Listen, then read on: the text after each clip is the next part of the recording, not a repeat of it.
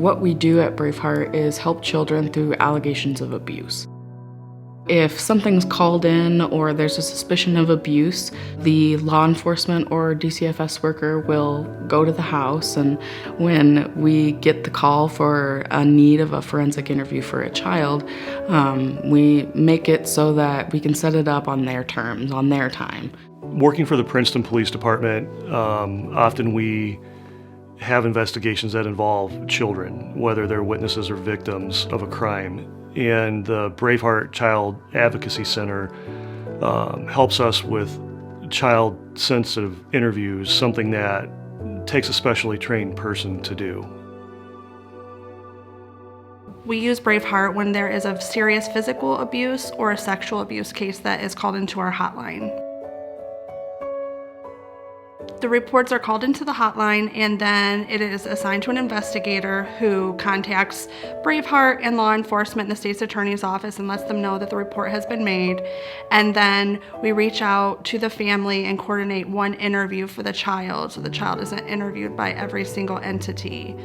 When we receive referrals from law enforcement or DCFS, they're usually about heinous crimes, which means that they're very severe types of abuse.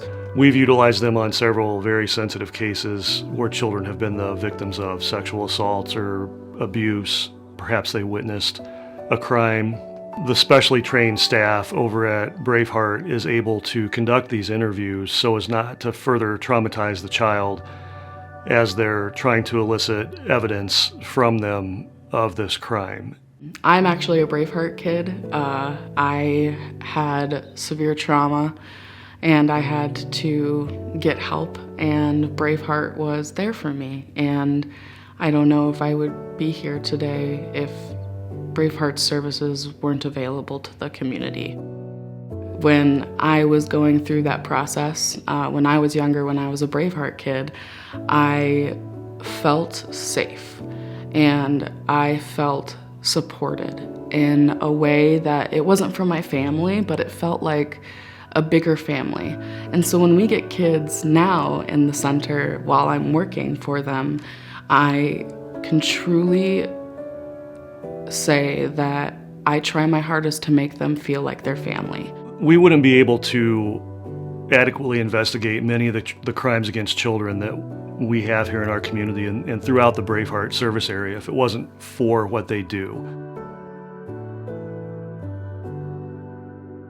There are so many services that they have here to offer, and they just keep growing. And I feel like if we continue to support them, we'll be able to do more and more services, more therapeutic services, more education for the staff here.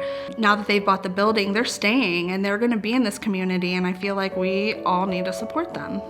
With the Hearts of Hope campaign, we're hoping that you'll become a Braveheart and you'll be able to donate and support us in any way that you want to.